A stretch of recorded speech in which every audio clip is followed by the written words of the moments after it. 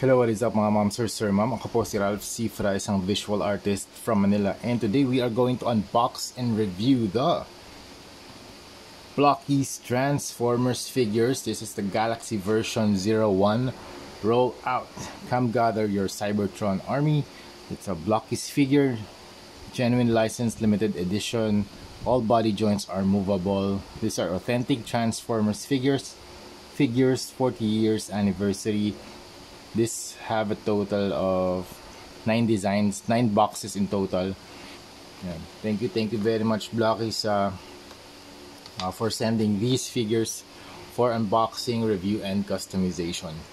And so ganito yung box niya, Blockies Transformers Galaxy version 01. They have the image of Optimus Prime here, 44 to 51 pieces.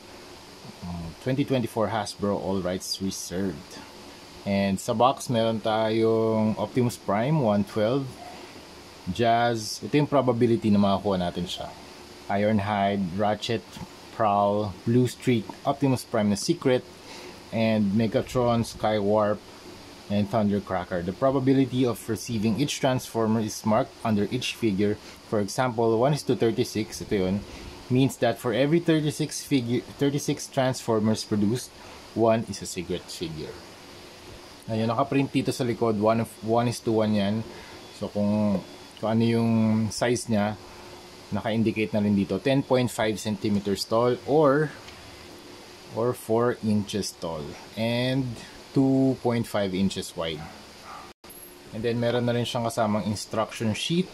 So you have the standard body, Transformers, step, feature parts installation, meron daw mga click na sounds para mas stable yung build.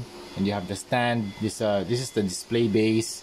You also have weapons, and sa likod meron din mga specific instructions per character. So kay Megatron meron siyang guns or attachments, and the hole should be facing outwards. And then you have the faction logo, can be installed in any hole. And then you have the spare parts na mga pegs just in case mawala yung mga pegs.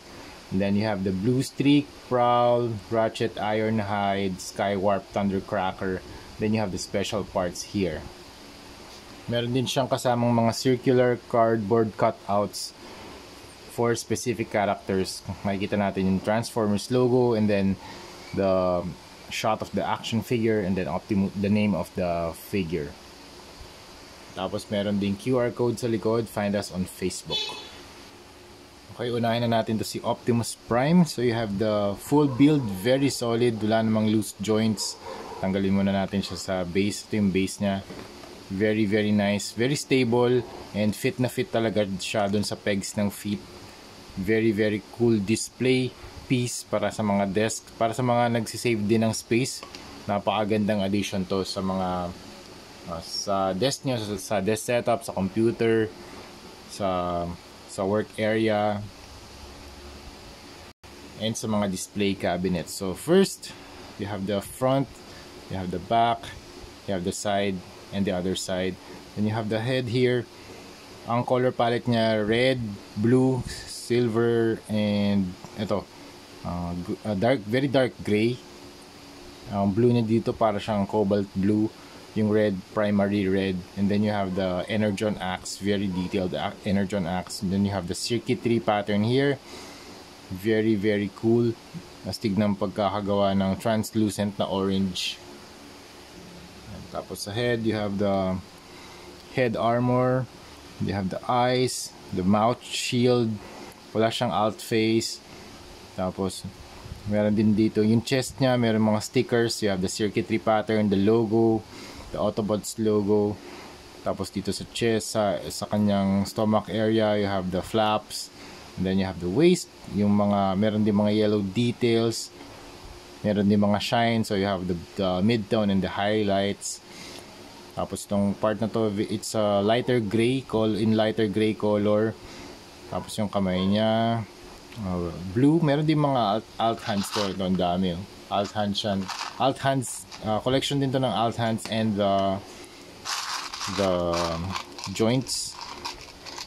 Yan yung mga extra joints. Yan. Tapos meron din mga yellow paint dito sa kanyang mga chest area. You have the dots, 1 2 3 4 dots. Tapos meron ding yellow pattern dito or shape. You have the 2 rectangles and the 1 inverted triangle. Then you have the feet, very nice feet, very large feet, so very stable siya. Then you have the gun, ganda ng accessory.